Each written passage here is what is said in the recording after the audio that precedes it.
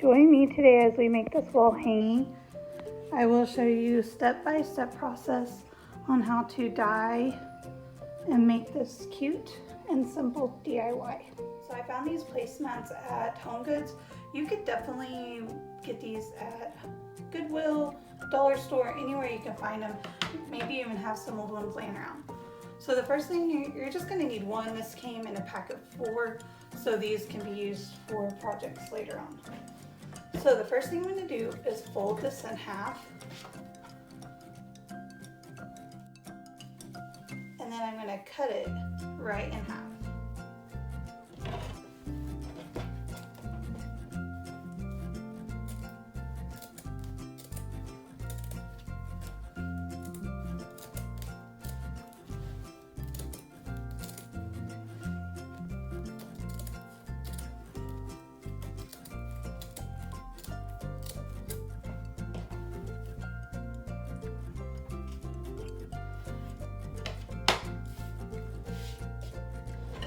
So next you're going to need a dowel rod and some macrame cord.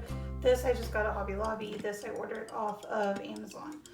The next thing you want to do is figure out how long you want your cords.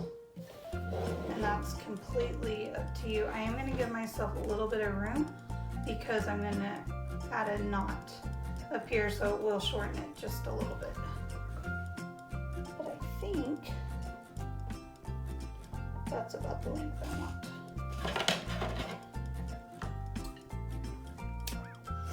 Once you figure out your length, you are then going to put it around your dowel rod. So this is just called a lark's head. You're going to bring it up in a loop, and then you bring this part through, so the 2 tails through the loop, and then pull down. Okay, and then you're going to do this until you have all the way from one end to the other.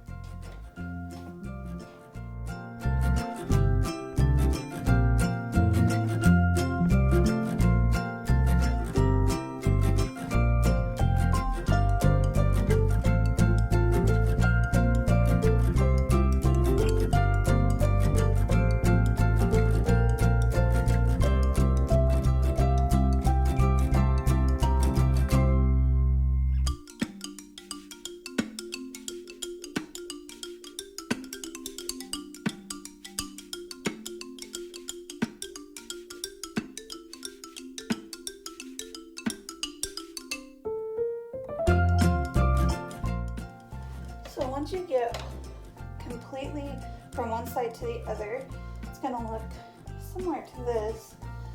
And you can trim these a little bit later once you figure out what exactly the size you want.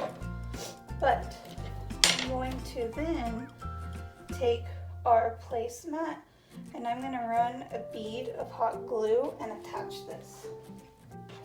Okay, so I glued this off camera because my hot glue gun is plugged in over here to the other wall. But once it's all finished, it'll look like this. Which you could leave it like this, it's pretty with just the different shades of tan and white. But I'm now going to take this red dye, and I have primary colors, so yellow, blue, and red, and I'm going to dip these in cups and then let the strings dye, and I'll show you that process.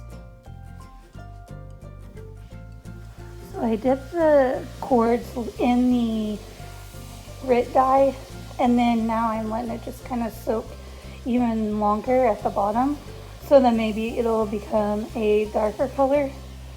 And then once I'm happy with all the colors, I'm going to then take the dye away and then let it dry overnight.